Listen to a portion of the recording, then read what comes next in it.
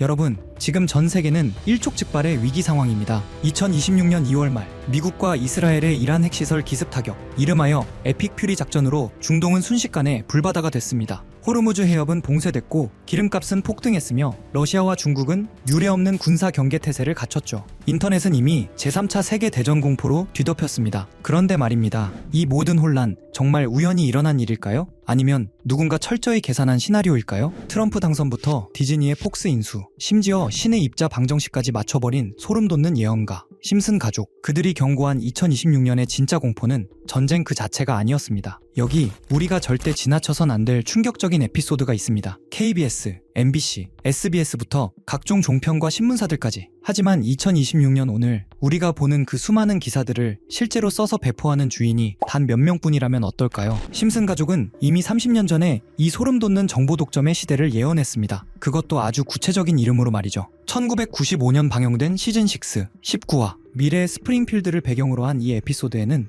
눈 깜짝할 새 지나가는 기묘한 장면이 하나 등장합니다. 바로 뉴스 화면 하단의 로고입니다. ABC 소속 CNN, CBS, 미국의 3대 지상파인 ABC, CBS, MBC와 세계적인 뉴스 채널 CNN이 하나로 뭉쳐진 괴물 같은 미디어 기업의 탄생을 예고한 겁니다. 우리에겐 CNN, CBS라는 이름의 거대 방송사는 없을지 모릅니다. 하지만 우리는 그보다 더 강력한 플랫폼 독점의 시대에 살고 있습니다. 2026년 현재 중소 언론사들은 경영난을 이기지 못하고 거대 미디어 그룹 아래로 흡수되었습니다. 겉보기엔 10개의 신문사가 있는 것 같지만 실상은 하나의 중앙 편집실에서 만든 기사를 복제해서 뿌리는 정보공장이 되었습니다. 거대 기업들이 전국의 신문사와 방송사들을 줄줄이 인수하고 있는 현재 뉴스데스크의 편집 방향은 국민의 알 권리가 아니라 누군가의 이익에 따라 결정됩니다. 그리고 뉴스를 만들고 배포하는 회사들이 하나로 뭉치면 진실은 편집 가능해집니다. 그들은 특정 사건을 동시에 보도하거나 반대로 동시에 침묵함으로써 대중의 눈과 귀를 가립니다. 다음은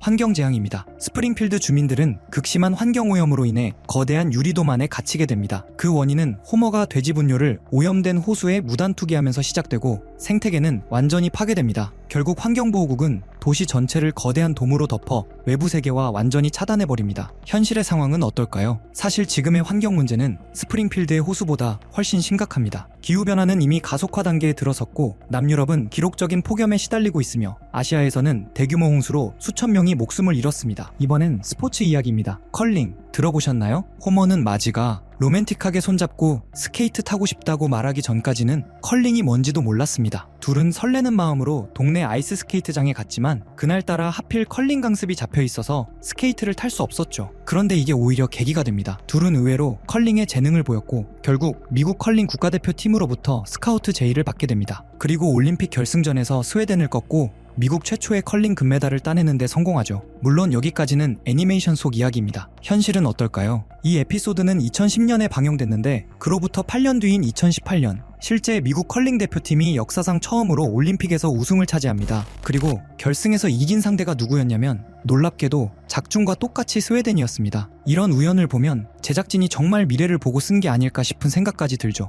미래를 보려면 심슨 가족을 보라는 말이 있습니다. 이번엔 또 어떤 예언이 우리를 놀라게 했을까요?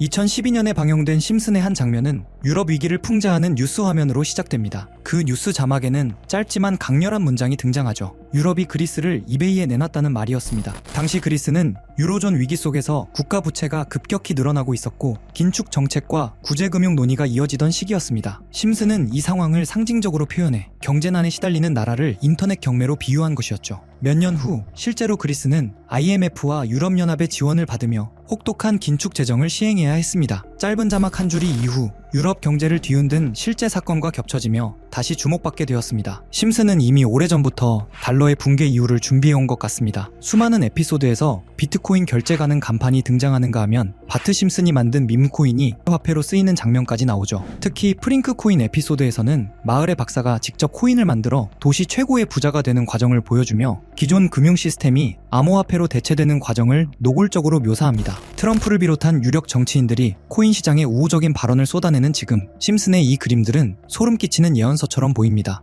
심슨이 예고한 대로 종이 지폐의 시대는 저물고 새로운 디지털 통화의 시대가 도래하게 될까요? 아니면 우리가 상상하지 못한 또 다른 경제 위기가 기다리고 있을까요? 시간을 조금 되돌려보면 심슨에서 코인이 처음 등장한 건 1997년으로 거슬러 올라갑니다. 그때 화면에 스쳐 지나간 크립토반이라는 건물이 있었죠. 간판 아래엔 암호를 위한 장소, 암호화폐 판매 같은 문구가 적혀 있었는데 크립토반을 직역하면 암호화폐 창고, 지금 생각하면 마치 초기 코인 채굴장을 떠올리게 하는 설정입니다. 비트코인이 실제로 등장하기 13년 전 심슨은 이미 암호화폐라는 단어를 화면에 집어넣었던 겁니다. 이 장면이 유명해지자 한때 팬덤에서 크립토반 코인이라는 패러디 코인까지 등장했고 출시되자마자 폭등했다는 일화가 커뮤니티를 뜨겁게 달궜습니다. 이어지는 또 다른 에피소드에서는 주식에 빠진 마지가 방송을 보는데 화면 한쪽에 뜬 문구가 바로 비트코인 가격 무한대. 지금이야 흔한 장면일 수 있지만 비트코인이 600만원 수준이던 2017년에 방영된 에피소드에서 나왔다는 점 때문에 심슨은 비트코인 ETF도 알고 있었다는 말까지 나왔죠. 그리고 유명한 에피소드죠. 박사가 직접 암호화폐를 만들어 마을 최고 부자가 되는 프링크 코인 편. 그가 만든 블록체인 공식 안에는 비트코인, 라이트코인, 도지코인의 이름처럼 보이는 요소들이 숨겨져 있었습니다. 이 에피소드의 방영일은